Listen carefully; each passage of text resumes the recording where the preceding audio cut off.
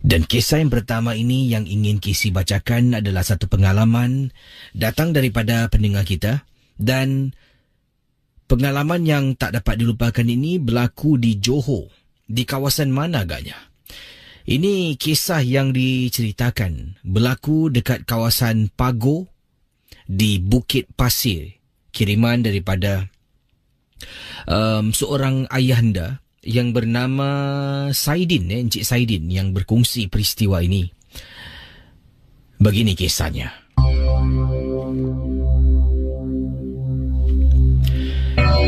Assalamualaikum warahmatullahi ta'ala wabarakatuh, Kisi.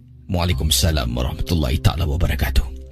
Nama saya Saidin. Saya adalah seorang pendengar berasal dari Malaysia, dari Johor Pagoh, Bukit Pasir.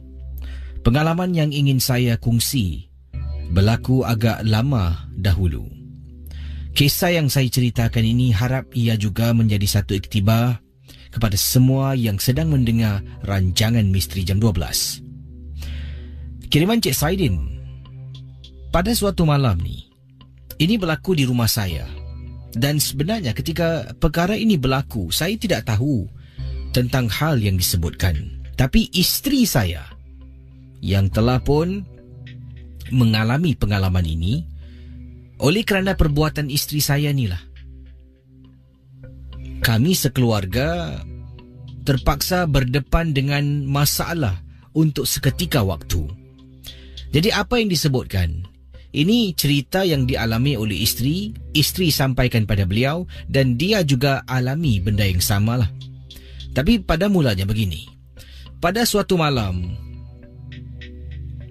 waktu tu ketika kejadian yang menakutkan ini berlaku, hujan selebat-lebatnya.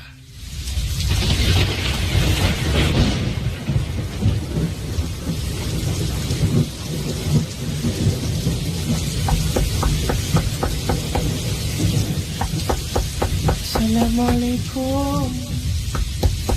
Assalamualaikum. Siapa pula? Waalaikumsalam. Makcik, ada apa, Cik? Nak, ni tengah hujan lebat. Makcik nak minta tolong lah, nak. Minta tolong apa, Cik? Boleh tak, nak? Jagakan barang makcik sekejap. Hujan lebat lah, nak. Makcik nak bawa dia pun susah. Boleh tak nak jagakan barang makcik? Anda bayangkan, mengikut kiriman daripada Encik Saidin, waktu kejadian ini berlaku, Cik Saidin berada dalam bilik sedang tidur kerana kerja pagi. Isteri sedang duduk di ruang tamu menonton TV. Rumah beliau diketuk. Isteri bangkit dari tempat duduk, buka pintu. Dalam keadaan hujan yang lebat, ada seorang makcik datang depan pintu rumah, kata, boleh tolong pegangkan barang tak? Boleh tolong tak? Hujan lebat lah, nak bawa ni susah, kata makcik tersebut kepada isteri Cik Saidin. Ada bayangkan, isteri Cik Saidin dengan tidak berfikir panjang lalu setuju kepada permintaan makcik tersebut. Boleh tak, nak? Tolong makcik simpankan barang, pegangkan barang. Boleh, Cik. Kalau makcik nak masuk pun boleh. Tengah hujan lebat ni, Cik. Boleh. Saya boleh simpan dan pegangkan barang makcik. Betul kau boleh? Betul, Cik. Nanti kalau makcik tak nak masuk, tak apalah. Lepas hujan reda, makcik boleh datang balik ambil barang makcik, ya. Terima kasih, Mana dia barang makcik? Barang apa, Cik, Hei, masuk dalam. Ini tuan baru kau, Masuk.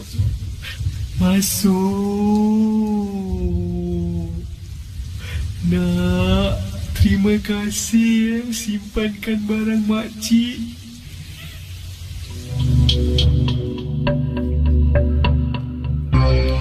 Isteri saya terperanjat. Tahu-tahu, kata isteri, pada saat itu dia rasa sesuatu yang tak kena memasuki dalam rumah kami. Makcik tu berjalan dalam hujan, tidak berpayung. Berjalan dalam hujan, isteri dah tak tahu nak fikir apa, berdiri depan pintu. Abang! Memanggil saya yang sedang tidur. Saya dengar ada orang panggil nama saya. Setelah beberapa kali isteri memanggil, saya bangun dari tidur. Pergi ke depan, isteri dalam keadaan ketakutan. Pendengar Misteri Jam 12, bila isteri ceritakan pada saya apa yang berlaku, saya mula-mula marah pada isteri. Kemudian saya fikir balik, dah lah, kita harus lakukan sesuatu sebelum apa-apa terjadi dalam rumah kami. Kesi isteri saya ni menerima untuk simpan, tolong makcik ni simpan barang yang dia sendiri pun tak tahu apa barangnya. Tahu-tahu dia main setuju. Boleh cik, boleh. Saya boleh tolong simpankan. Barang apa tu Kesi? Anda bayangkan pendengar Ria 897. Jadi sekarang ni, saya dengan isteri dah duduk dekat ruang tamu, dah cuba tenangkan diri. Dan pada malam tu saya dapat rasakan sesuatu tentang rumah saya. Seperti ada benda yang tak kena. Saya ni duduk tau, terfikir apa benda yang masuk dalam rumah ni. Tengok okeylah, tak ada apa-apa. Kita pun beri masa sebenarnya untuk 2-3 hari ni, tengok ada tak gangguan dalam rumah kami. Pada mulanya tidak ada apa-apa pun. Habis hari yang pertama, masuk hari yang kedua, tak ada apa-apalah. Benda mula berlaku apabila saya dengan isteri sedang tidur dalam bilik. Masuk hari yang ketiga, televisyen di ruang tamu ada orang hidupkan. Televisyen di ruang tamu menyala dengan sendirinya. Isteri kejutkan saya, katanya Encik Saidin. Bang, isteri tanya, siapa yang buka TV dekat depan tu bang? Saya, kata Encik Saidin, bangun. Saya keluar dari bilik, memandang ke ruang tamu. Televisyen menyala, tapi memang tidak ada sesiapa pun di ruang tamu. Langsung saya ke depan, saya matikan TV. Dan banyak lagi hal-hal yang saya rasa tak nak saya ceritakan. Tapi setakat itu sajalah. Sebenarnya matlamat saya kirimkan email ini kepada Casey dan juga pendengar Ria.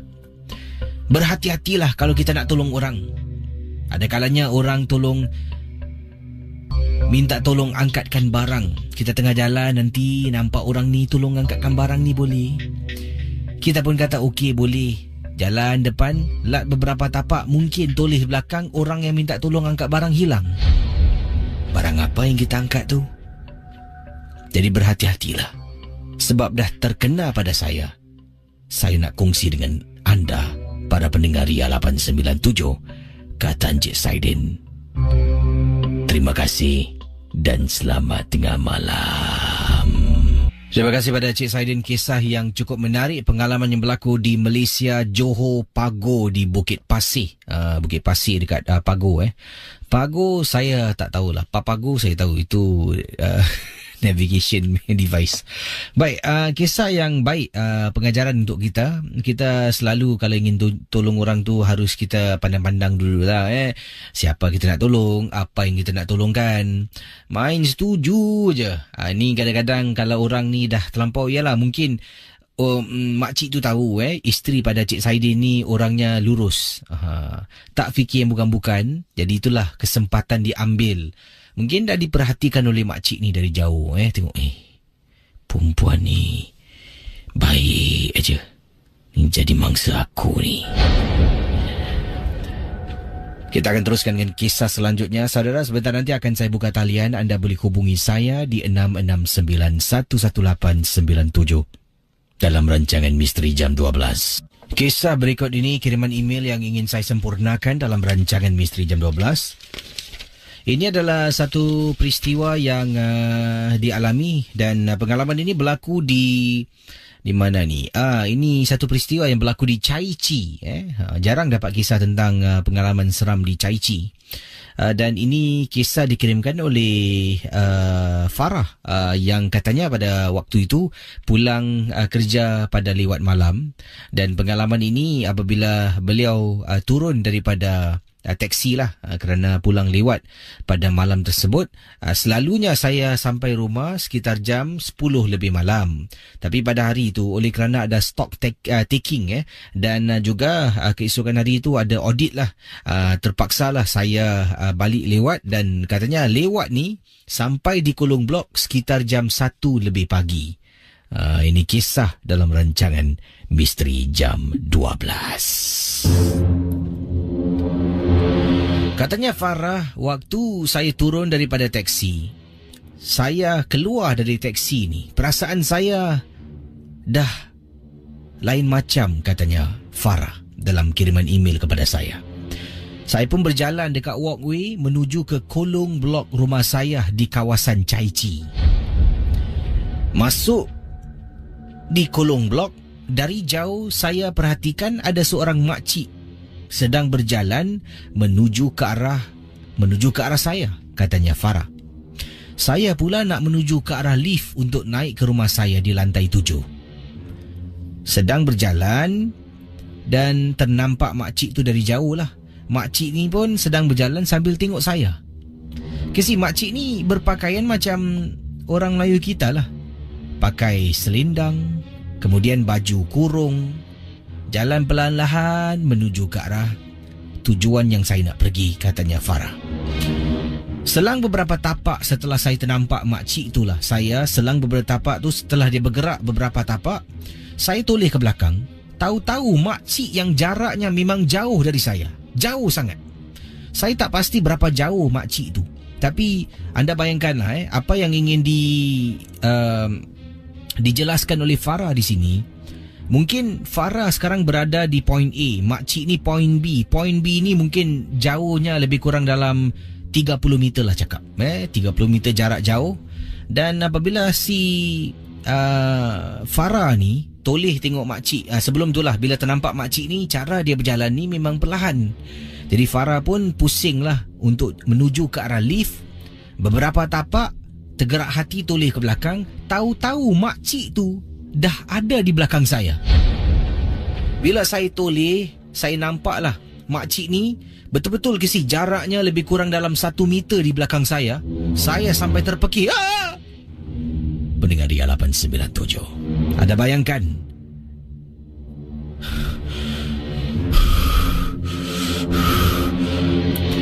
Saya terkejut.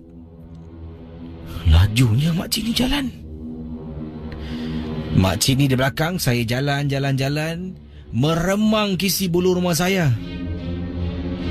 Sampai dekat lift lobby, saya toleh sekali lagi, dah hilang orang tua tu. Kisi ini yang membuat saya resah.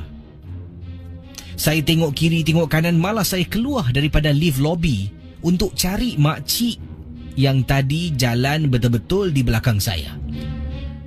Mana makcik ni pergi ni? Dah mulalah benda-benda bukan-bukan bermain di minda saya, Casey. Saya fikir macam-macam. Lift pun sampai. Saya masuk ke dalam lift, tekan butang dan lift naik ke atas. Terus saya pulang ke rumah. Casey, saya tak tahu sebenarnya ke mana makcik tu pergi. Tapi dalam situasi saya tak rasa makcik tu boleh berjalan begitu pantas. Dalam sekelip mata, tahu-tahu dia berada di belakang saya. Dan setelah itu, saya toleh lagi, makcik tu hilang. Hilang dari pandangan. Mohon maaf kalau kisah saya tak seram, tapi kalau Casey berada dalam situasi saya, kata Farah. Cuba Casey bayangkanlah. Memang menakutkan. Terima kasih dan selamat tengah malam, Casey. Terima kasih pada Farah yang sudah berkongsi kisah di Chai Chee. Pengalaman ini berlaku. Dan mungkin kemana makcik tu pergi? Ada kata sini, makcik tu flash agaknya, kata Nabila Sulaiman. Han Hattori kata, makcik tu ninja lah. Ninja. Okey, kisah selanjutnya ini. Ini adalah satu gangguan di mana difahamkan oleh pengirim kita yang ingin dikenali sebagai Rizal, bukan nama sebenar. Kata Rizal, kejadian ini berlaku dan menghantui keluarga beliau. Ini berlaku satu gangguan dalam rumah, dan gangguan ini hanya berlaku di bawah katil dalam rumah yang didiami oleh Rizal, keluarganya lah. Dan dia tahu ini adalah sesuatu dihantar oleh seseorang, dan anaknya, isterinya, termasuk dirinya sekali pernah nampak dan pernah diganggu. Jadi apakah kisah yang dimaksudkan? Kita akan teruskan kisah dalam rancangan Misteri Jam 12. Peringatan pada semua, jangan kita mudah percaya, terlampau taksub dan terikut-ikut. Rancangan ini sekadar hiburan, saya hanya membaca dan sama-sama kita nikmati kisah yang diketengahkan. Itu saja. Jangan percaya. Itu adalah peringatan saya pada semua. Kiriman dari Rizal yang berkongsi peristiwa ini, gangguan dalam rumah. Jadi anda dah tahu ada seseorang ke yang telah menghantar sesuatu ke rumah Rizal, dan barang yang dihantar ni agak pelik sedikit. Tempat lain dia tak sembunyi. Selalunya kalau kisah yang saya ceritakan, hantu ni dekat ruang tamu, tengah duduk dekat sofa. Kali ini dia bermain di bawah katil. Rumah Cik Rizal, kesemuanya ada 3 bilik tidur. Ketiga bilik tidur ni ada katil. Katil bawahnya ada kolong. Jadi ada ruang dekat bawah katil. Dekat ruang bawah katil tu lah, nanti dia akan nampak perempuan rambut yang direbang dengan tangan memegang lantai katil tu, sambil kepalanya mendongak ke atas, mata terbeliak, mulut ternganga.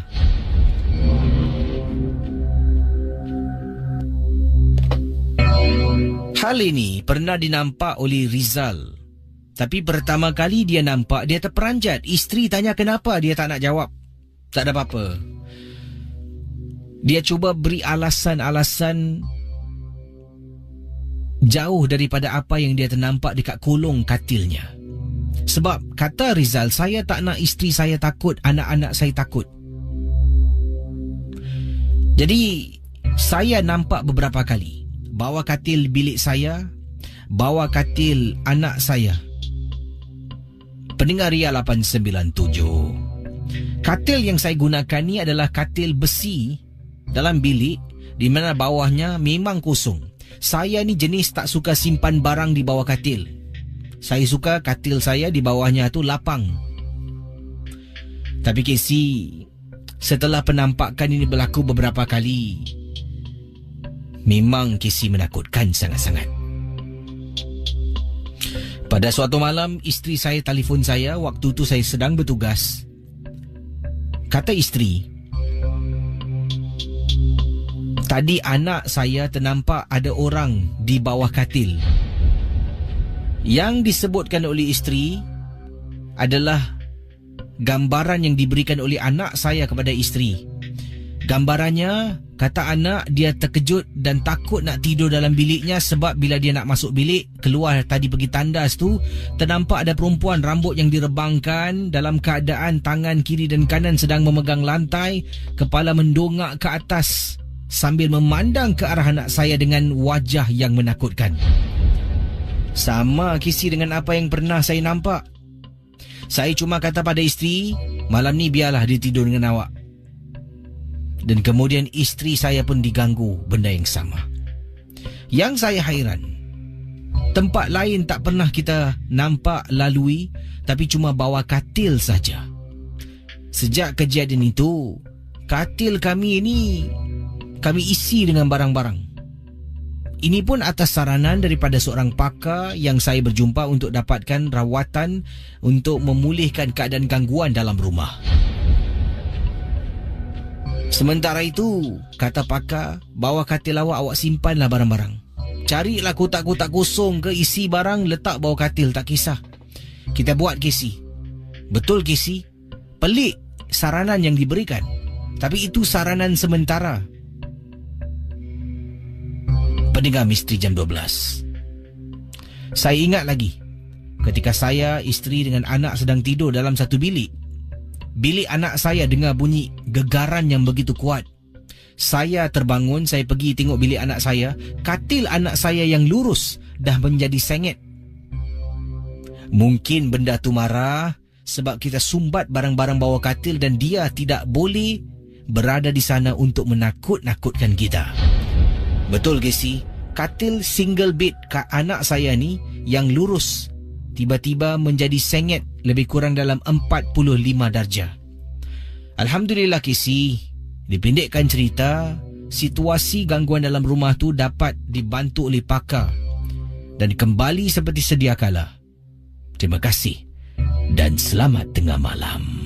Waktu sekarang dalam rancangan Misteri Jam 12 Ria 897 FM 17 minit pagi. Selamat pagi pada semua geng-geng momok yang sedang memantau siaran ini, yang berada di seberang tambak juga, yang ada di Singapura, yang sedang bersama dengan kami di Jurong, di Bukit Batu, di Queenstown. Ini kiriman daripada siapa ni? Daripada Ayum. Ayum kata Koyum kata sedang mendengar di Queenstown bersama dengan isteri tersayang. Wah.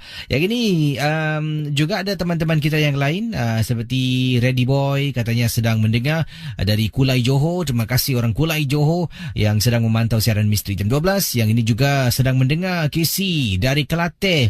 Kelantan sih jauh nanti kalau jumpa UAI boleh kirim salam lah.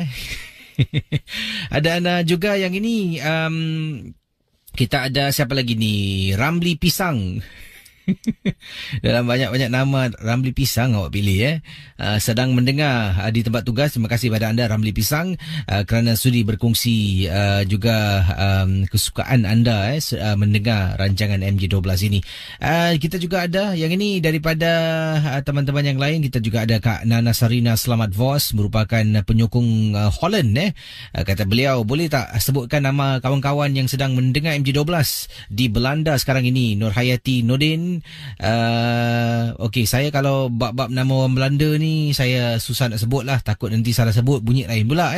Kita juga ada Puan Aisyah Bibi Subhan, Nashi Dane Nash Sarina and Lindet Vervedel Siti Trust Hussein. Nama-nama yang salah sebut tu minta maaf lah. Saya sebut nama Atan, Ahmad, Yaakob, Latif, macam tu. Nama-nama yang ada ven ni susah sikit lah. Terima kasih juga pada Khairul Anwar Rahmat. Kata beliau, kampung saya pun dekat Bukit Pasir Paguh. Kalau keluar dari tol Paguh jalan sampai Pekan Bukit Pasir tu macam-macam ada. Saya pun pernah terkena dekat kawasan Kubur India di sana. Sedang memandu nak ikut Bukit Pasir, tiba-tiba kunci pintu kereta saya dibuka dan ditutup dengan sendirinya. Sampai di Pekan Bukit Pasir, kereta saya seolah-olah macam mati seketika ni dan kunci pintu terbuka sendiri. Ada orang ikut ke? Pertanyaan beliau. Juga kita ada Kak Nur Kiajun sedang mendengar sekarang ini. Oh ya, sekarang ini perlawanan England dan juga Costa Rica kalau tak silap saya. Bagaimana dengan keputusan?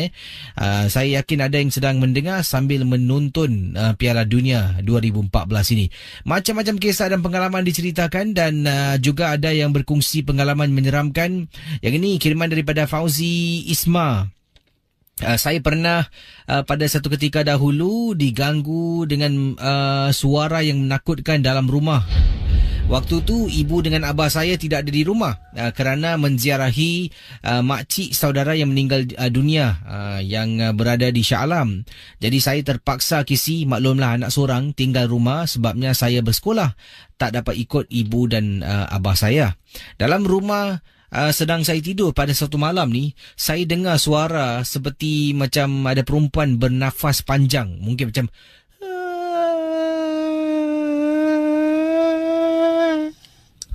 mungkin macam tu Saya tak tahulah, saya rasa mungkin macam tu. Punyalah terkejut pada mulanya saya ingatkan TV tapi saya confirm bukan TV sebab TV semua dimatikan di ruang tamu, TV off, dalam bilik pun off. Bunyi itu datang seolah-olah berada dekat depan pintu saya tapi tak nampak apa-apa. Suara gangguan ni berlaku untuk 2 malam sebenarnya sebelum kedua orang tua pulang ke Singapura. Bayangkan. Kalau anda dalam rumah seorang diri, mungkin di tempat tugas, Lemak, tempat tugas. Tak nak cakap lah.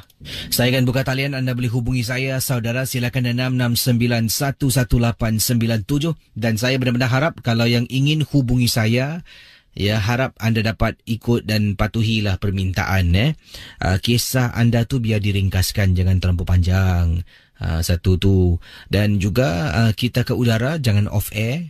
Matikan suara radio bila berkongsi pengalaman, sebabnya nanti akan mengganggu bila anda nak bercerita.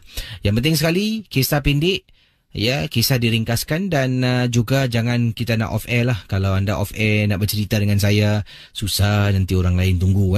Harap maklum, dan sama-samalah kita menjadi seorang pendengar yang bertimbang rasa dan bertanggungjawab, tuan-tuan dan puan-puan. Silakan 66911897. Hello, selamat pagi. Sekali lagi silakan 669-11897 dalam rancangan Misteri Jam 12. Hello, selamat pagi. Hello. Hello, siapa tu? Hello. Hello, selamat pagi. Hello. Hai, siapa tu?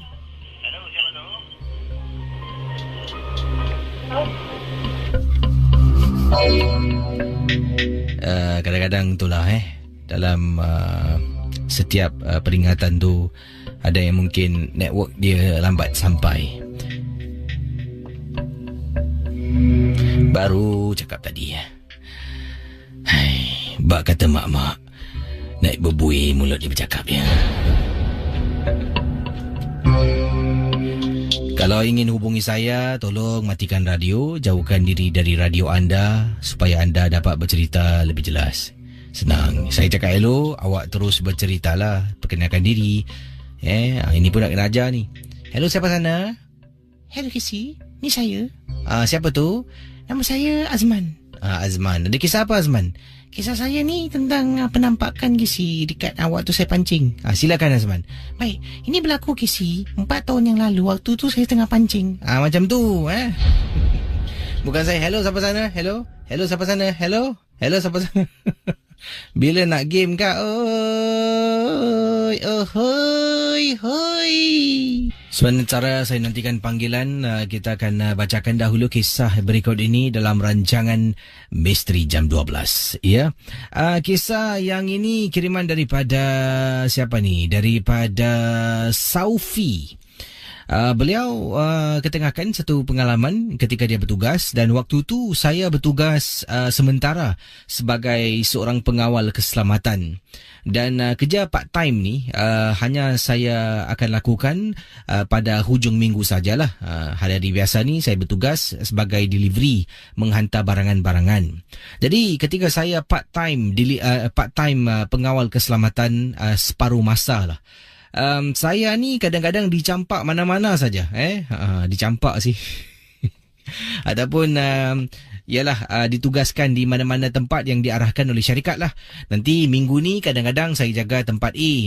Minggu depan boleh jadi saya pergi ke tempat B. Dan kemudian minggu berikutnya balik tempat A. Macam itulah yang dikatakan oleh Saufi dalam kiriman kisah Misteri Jam 12.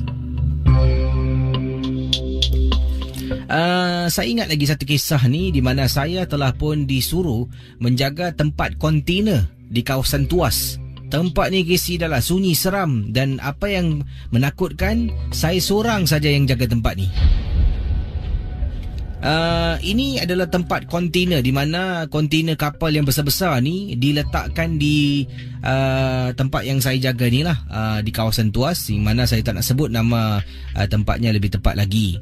Saya tidak perlu buat pusingan clocking ke, tak payah. Hanya duduk depan pintu gerbang keluar masuk tu lah. Dekat situlah lori akan masuk, akan keluar. Dan lazimnya kalau bertugas shift malam ni dah tak ada apa-apa aktiviti, melainkan saya ni kena duduk. Dan juga kalau sesiapa yang nak masuk harus mintalah dokumen-dokumen yang sah. Jadi selalunya pada malam tu memang tak ada sesiapa yang akan datang. Lazimnya paling lewat jam 9 malam. Paling lewat jam 9 malam. Dari pukul 9 sampailah keesokan pagi pukul 5 tu memang tak akan ada kenderaan. Bila 4.30 5 pagi tu akan bermulalah sibuklah kontena keluar masuk. Jadi pengalaman saya, sedang saya jaga seorang-seorang ni, boring gisi. Dah lah tak ada teman untuk berbual. Setakat duduk minum kopi. Kemudian saya keluar daripada kawasan tu. Saya berdiri dekat luar sambil isap rokok. Tiba-tiba saya terpandang dekat belakang saya di banyak-banyak kontena ni. Salah satu kontena dekat atas tu saya nampak macam ada susuk tubuh putih. Susuk tubuh putih. Saya ingatkan katanya Saufi pada waktu itu adalah seekor burung lah. Burung yang besar tinggi dekat atas kontena. Jadi saya pun sedang merokok, saya perhatikan dan tengok betul-betul Casey tak mungkin yang saya nampak tu adalah seekor burung. Bila saya tengok dan perhatikan dengan lebih teliti, ya Allah Casey, atas kontena, saya rasa kontena tu lebih kurang dalam ketinggian 3 atau 4 tingkat tinggi. Di atas kontena tu Casey, ada perempuan sedang berdiri berpakaian serba putih, berdiri tegak tapi saya nampak hanya belakangnya sahaja. Seorang-seorang dekat situ buat perempuan tu lompat turun bawah cekik saya. Katanya Saufi, saya campak rokok dekat tepi, matikan api, masuk ke dalam guard room, tutup pintu dan duduk di dalam tak keluar-keluar Casey untuk lebih kurang 2 jam. Sebenarnya ni saya ni seorang heavy smoker. Dalam 1 jam ni saya mesti nak keluar 2-3 kali Casey merokok. Tapi oleh kerana perasaan takut ni dah terlampau sangat, saya nak merokok pun saya tahan Casey sampailah perasaan takut ni hilang.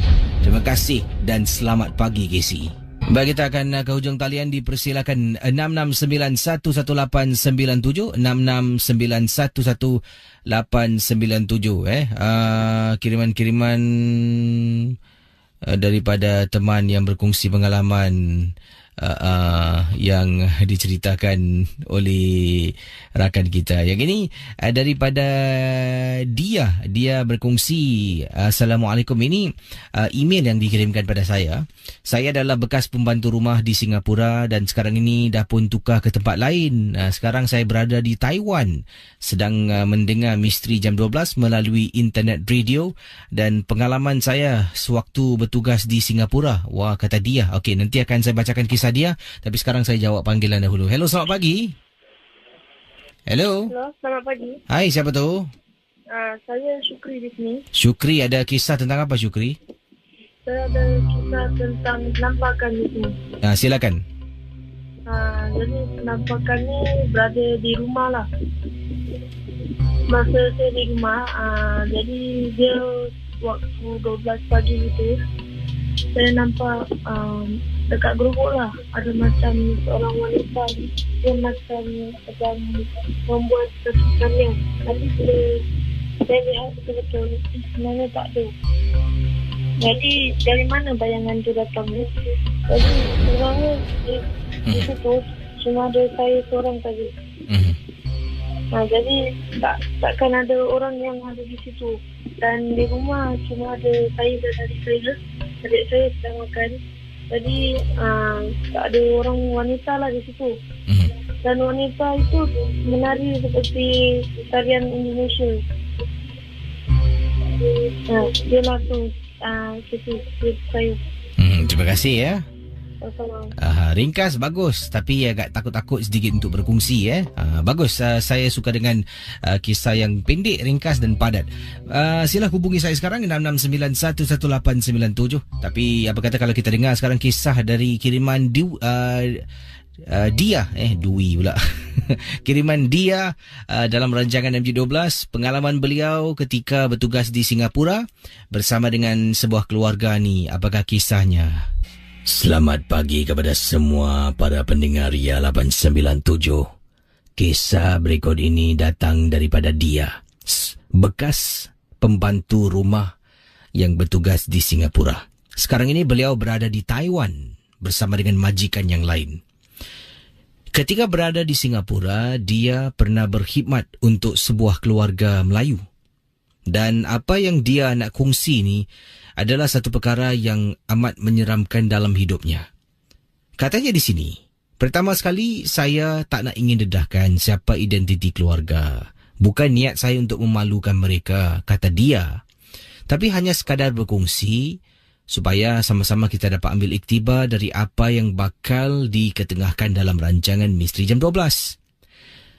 Terdahulu, saya mohon maaf kalau mungkin ada yang kenal dengan keluarga ini, kata dia. Dalam keluarga yang saya berkhidmat ini, Casey terutama sekali, tidak seorang pun dari ahli keluarga ini yang melakukan solat 5 waktu. Bukan nak katakan saya ni baik. Saya pun ada waktu-waktu yang mungkin saya ni jahil. Tapi 5 waktu tu adalah kewajipan kita sebagai seorang umat Islam.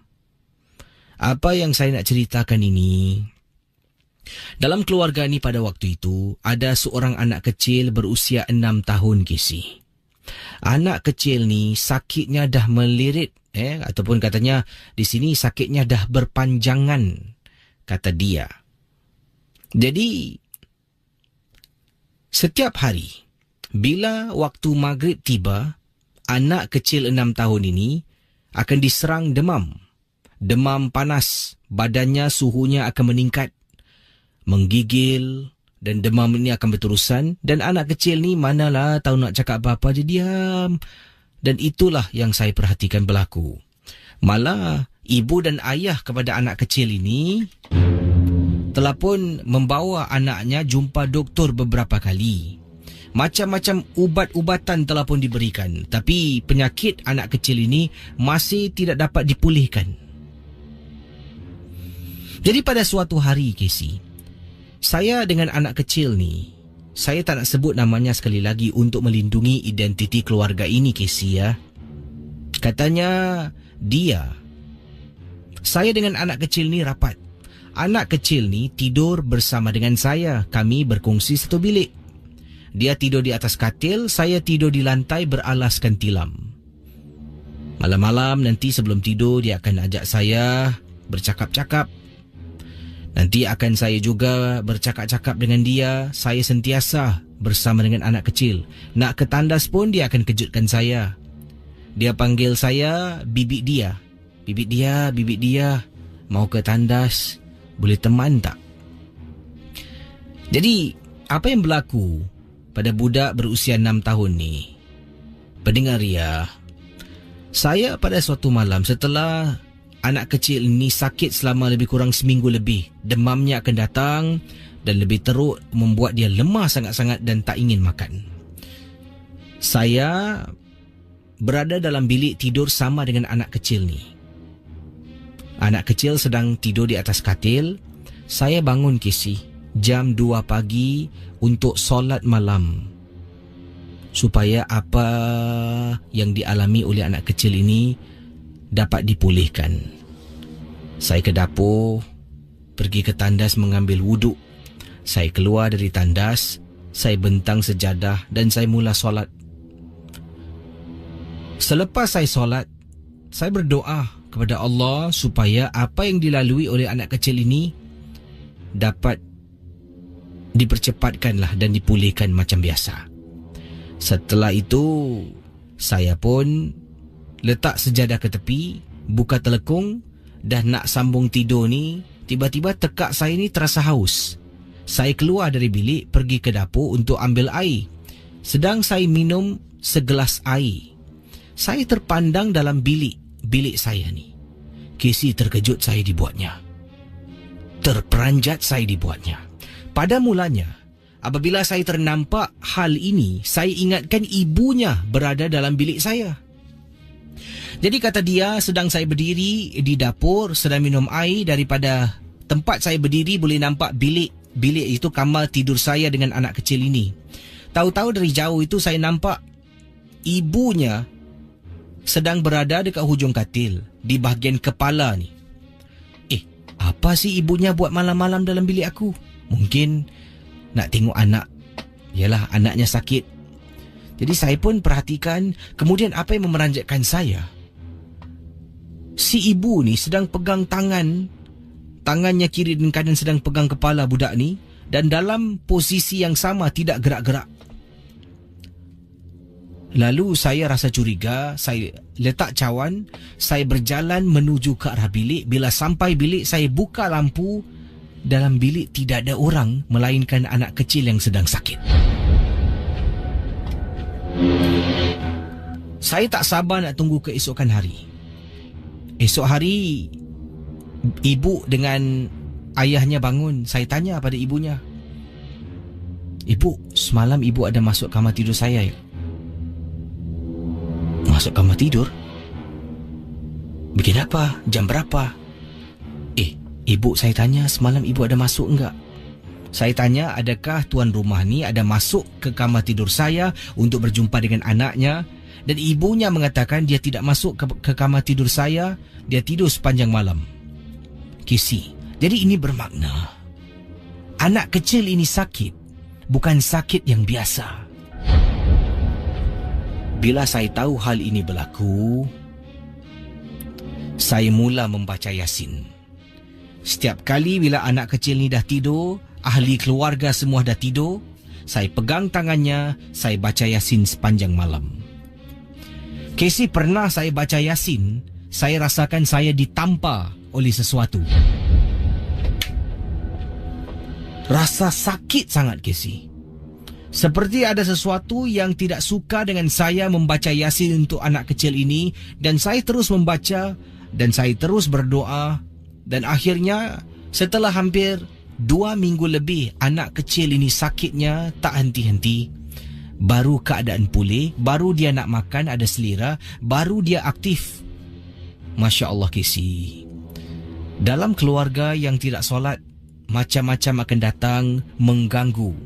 Mungkin pada yang dewasa ni mereka lebih kuat, tapi pada anak kecil berusia 6 tahun yang lemah akan menjadi mangsa gangguan. Terima kasih dari Dia, Taiwan.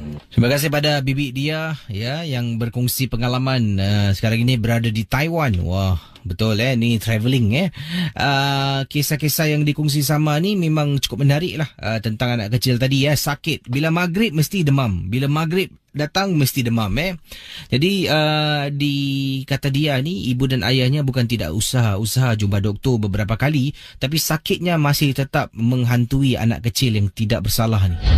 Dan setelah bibi dia membuat keputusan untuk solat malam, berdoa dan mendapat tanda-tanda seperti ada sesuatu yang mengganggu budak ni, rupa-rupanya adalah jeng. Baik, 66911897 kita teruskan kisah dalam rancangan Misteri Jam 12. Hello, selamat pagi. Assalamualaikum. Waalaikumsalam, Ella. Ada kisah tentang apa, Ella? Tak ada apa, seram je lah. Silakan, Ella. Nak minta aduan daripada Casey ya. Apa tu? Apa, cuaca sekarang panas, betul-betul panas itulah Casey, Ella nak minta aduan lah. Tadi pun nampak hari ni Ella tidur tak macam apa sedap. Itu je lah pada pendapat Ella lah. Apa punca dia. Terima kasih lah Okay, Assalamualaikum. Assalamualaikum warahmatullahi. Baik, kita berkongsi kisah selanjutnya. Dipersilakan 66911897. Hello, selamat pagi. Assalamualaikum. Waalaikumsalam warahmatullahi. Siapa bercakap ni? Ya. Casey ni Zain lah. Zin, kisah tentang apa, Zin? Ini cerita pendek lah, Casey. Boleh, silakan. Ini masa perjalanan pulang lah, mengantar kawan saya di salah satu tempat di bahagian East lah. Selepas hantar dia tu, saya nak balik lah. Saya nak balik seorang kan. Jadi saya jalan satu jalan ni lah. Memang selalu saya jalan sini lah, tak ada apa-apa. Saya satu kali tu, satu rumah tu, rumah orang Cina lah. Saya nampak satu macam makcik lah, pakai baju kebaya, pagi-pagi buta. Saya jalan pelan-pelan lah. Dia sebelah sana, macam opposite side lah. Saya nak jalan terus, dia sebelah sana. Jadi saya tengok macam saya slow down kan, pasal dah tak ada kereta, dah pagi. Saya jalan pelan-pelan. Makcik ni buat apa kat sini ni, orang Cina. Saya jalan pelan-pelan, saya tengok dia betul-betul dah depan dia. Sekali dia toleh lah dia si. Makcik tu muka hitam, mata dia terbeliak. Saya berlagi cabut dah. Saudara orang KC. Dia boleh toleh pasal tu rumah orang Cina. Dia boleh diri kat situ tempat gate. Kenapa makcik ni buat apa kat sini Itulah. Itu je lah KC. Terima kasih ya. Terima kasih KC. Kembali. Yalah, kalau saya nampak situasi macam anda katakan tadi tu makcik toleh muka macam tu Yalah, boleh saya rasa pingsan on the spot dia panggil pingsan on the spot. Pernah dengar tak? Baik, kita akan kembali dengan kisah-kisah anda. Anda boleh hubungi saya sebentar nanti 6691197. Yang ini kiriman komen daripada teman kita. Datangnya daripada Irwan, berkongsi pengalaman beliau yang ringkas dan juga komen yang diberikan. Wah, kisah yang pertama tadi saya suka, pengalaman yang diceritakan di Bukit Pasir tadi. Saya juga pernah mengalami perkara yang serupa, Casey. Tapi ini bukanlah, saya ini orang Singapura, kata Irwan. Kisah ini berlaku pada tahun 2007, di mana waktu tu isteri saya baru sahaja melahirkan. Anak tu masih lagi dalam hari. Isteri dalam bilik dengan anak sedang tidur. Saya pula sedang sibuk main game, Casey, dekat depan. Wah, baguslah itulah tiba-tiba saya dengar ada orang ketuk pintu. Saya pun tertanya diri sendiri ni, pukul 1 pagi macam ni, siapa pula datang rumahku ni? Bangun, saya tengok dari lubang pintu, nampak ada orang dekat luar. Kemudian orang ni, Casey, dalam waktu-waktu yang lain tak datang. Hari tu dia datang, dia tanya, nak beli barang tak? Ini merupakan seorang pakcik dengan bersongkok putih. Dia tanya, barang apa pakcik? Tak ada, aku nak jual barang kat kau. Kau nak beli tak? Tolonglah, aku perlukan duit. Pakcik ni lain macam aja. Saya tanya, barang apa cik? Dia mati-mati tak nak jawab. Kemudian, tak apalah cik, terima kasih Saya tutup pintu dan pakcik tu terus berlalu pergi. Daripada ada mood nak main game, rasa takut, saya masuk bilik, tidur lagi baik. Terima kasih, kata Irwan. Terima kasih kembali. Baik, itulah kisah. Dan ingat saudara, Misteri Jam 12 hanya sekadar hiburan. Jangan mudah kita percaya dan terikut-ikut dengan apa yang diketengahkan. Dan kita akan kembali sebentar nanti bertemankan saya, Casey, di Ria 897 FM. Selamat pagi dan terima kasih kepada semua yang sedang bersama dengan kami. Dan kisah-kisah yang tadi anda dengar hanya sekadar hiburan sahaja. Tadi sebuah lagu dari kumpulan Beat, lagunya Misteri Jam 12. Dan juga sebelum tu lagu dari Jin Bara, lagunya Farhana. Mungkin yang nama Farhana tersedak-sedak pada malam ini Farhana. Siapa pula yang sebut nama aku ni? Bukan saya sebut yang tadi Jin Bara yang sebut. Nama dia pun Jin, mentang-mentang MJ12. Yang ini kiriman daripada seorang pendengar. Beliau terperanjat sebenarnya. Ini kisah dikirimkan kepada saya, datang dari seberang, dan ini adalah pengalaman seorang pelajar yang menetap di sebuah asrama di Malaysia. Dia tak nak sebutkanlah, saya tak nak sebutkan mana asrama yang beliau tinggal. Dalam asrama ini, bukan asmara tapi asrama. Dalam asrama ini, dalam biliknya ada berapa ramai ini? Okey. Dalam bilik asrama ini ada 4 orang pelajar yang menetap dan tinggal di bilik yang sama.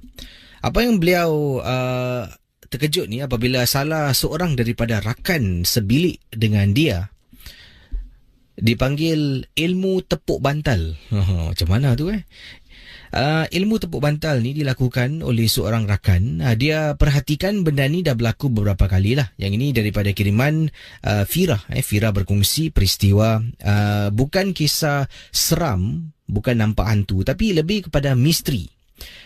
Temannya sebelum dia tidur, dia akan bantalnya tu di katil tu dia akan tepuk sambil dia akan cakap sesuatu, dan antara perkara yang dicakap tu adalah sebut nama kekasihnya.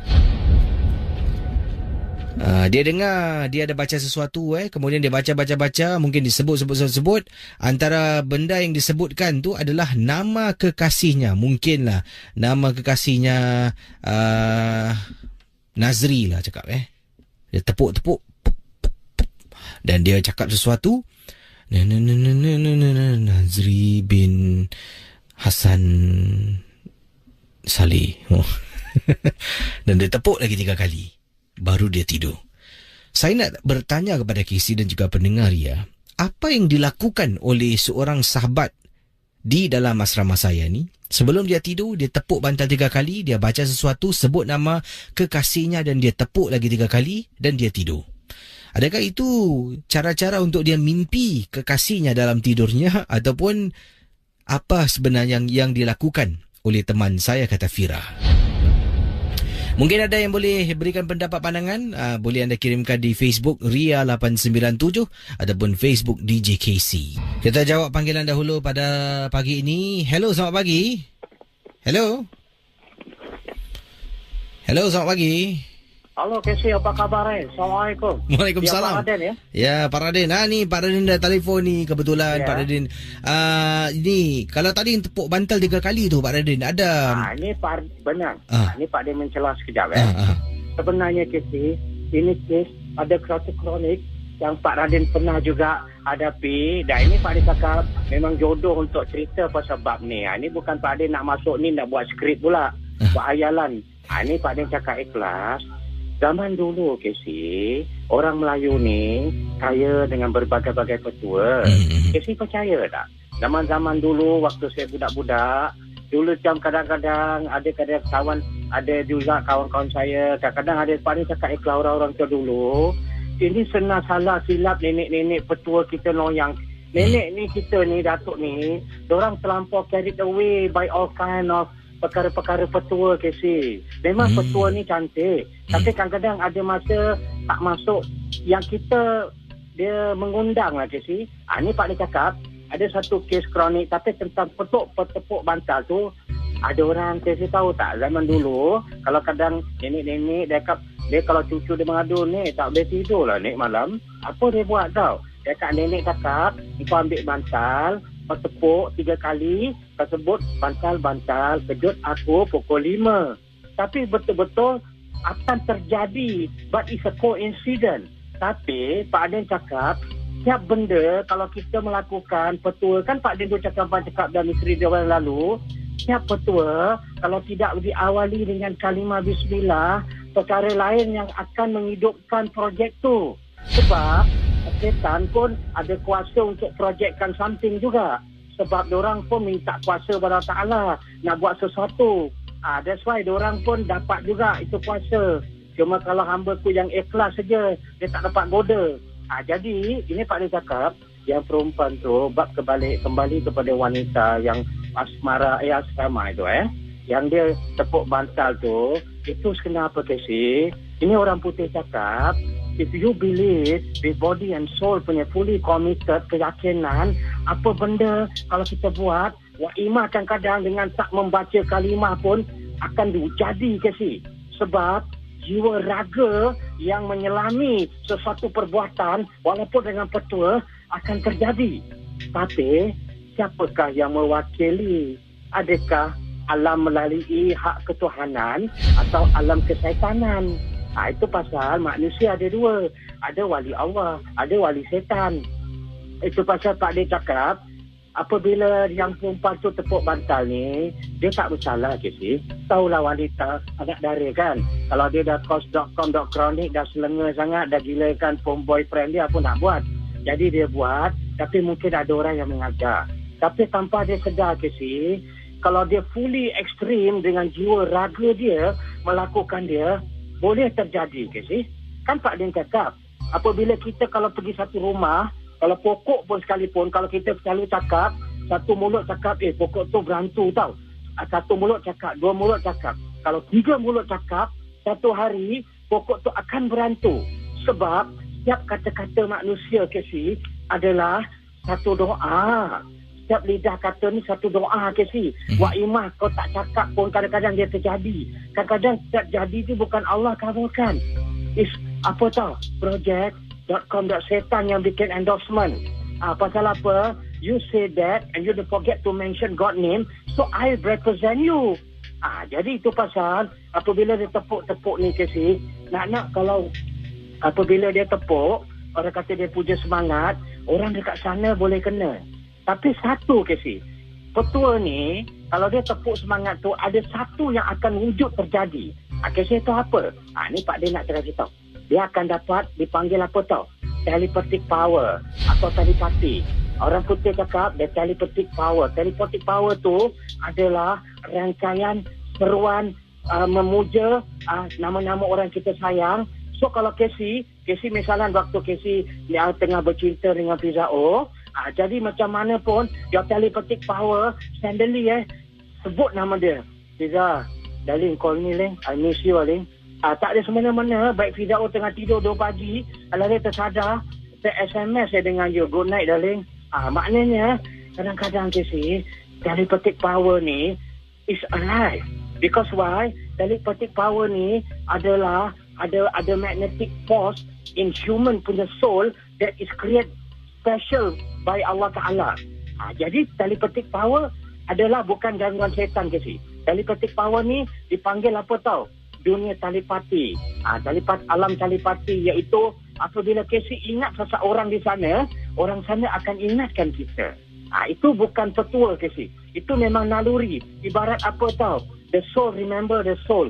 Dan naluri kita ni, mind power kita tu, dengan telepati kita, nak kalau kita mengingat orang tu, kita khusyuk dengan melalui menutup mata kita. Casey tutup mata dan Casey cakap satu word aja, Fizao, you call me sayang.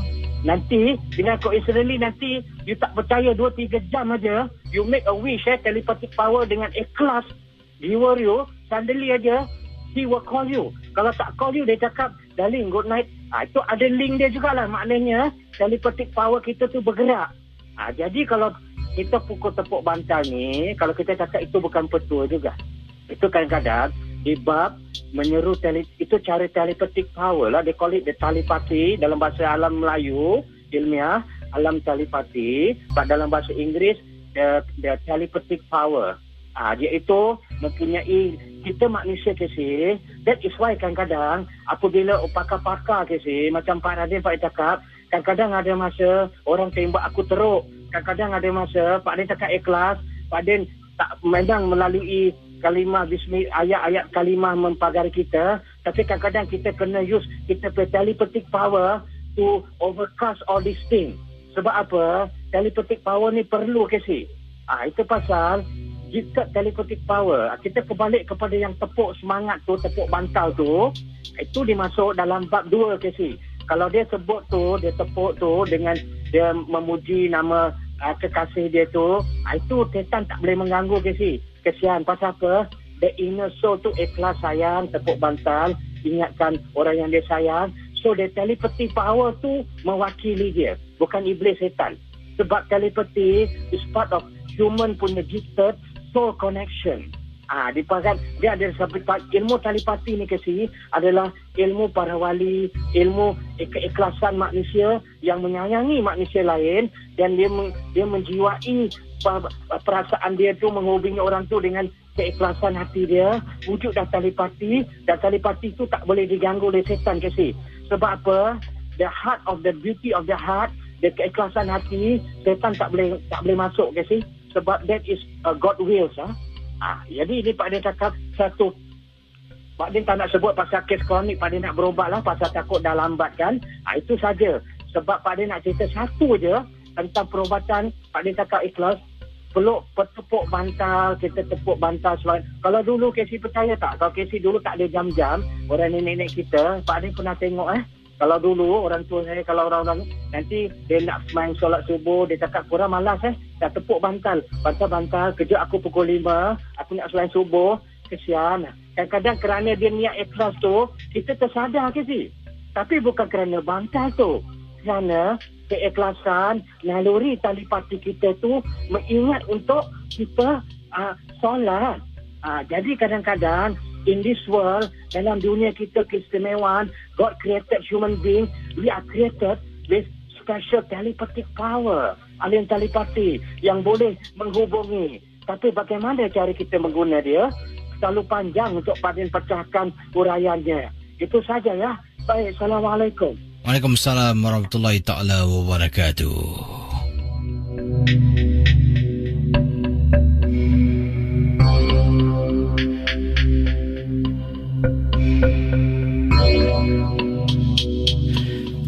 Baik saudara, itu dia penjelasan dari Pak Radin ni. Kebetulan telefon saya pun bertanya lah. Terima kasih Pak Radin. Jadi apa yang ingin disampaikan oleh Pak Radin tu secara ringkas adalah kalau kita niat dan kalau kita niat dan kita percaya ia akan berlaku, maka ia akan berlaku. Tapi ada dua. Satu, kita niat percaya ia akan berlaku dengan kalimah. Itu penting tu. Dengan bantuan mana? Dengan bantuan Maha Pencipta ataupun dengan bantuan yang tengah lalu-lalu dekat depan kita yang kita tak nampak lah. Oh, dia ni niat tepuk bantal tapi dia tak pun serahkan pada Maha Pencipta. Akulah ambil alih tempat. Jadi si gonjol-gonjol ni pun datang. Itu dia kisah. Jadi mungkin malam ni kalau nak cuba bangun sahur yang nak bayar puasa yang hutang tu, boleh cuba tepuk bantal. Kejut aku pukul 4.30. Tengok awak bangun ke tidak. Saya jumpa anda esok malam saudara. Terima kasih kepada semua yang sudi bersama dengan saya dalam rancangan Misteri Jam 12, kepada pendengar Ria 897 dan juga pada pendengar-pendengar yang berada di luar Singapura. Terima kasih kerana memilih kami. Dan saya akan kongsi lebih banyak pengalaman. Esok ada kisah yang ingin saya bacakan. Ini merupakan, ini nak baca hari ini tak sempat lah. Akan saya sentuh hal ini esok. Ini pengalaman dari seorang pendengar. Ini kisah ini berlaku di mana ni, kejap. Okey, ini pengalaman ini diceritakan yang dialami oleh pendengar kita, berlaku di Amerika. Seorang pendengar yang berkongsi peristiwa beliau tentang rumah yang beliau miliki sebenarnya adalah rumah berpuaka. Jadi apakah kisah tentang rumah berpuaka di Amerika akan saya kongsi dengan anda esok dalam rancangan Misteri Jam 12.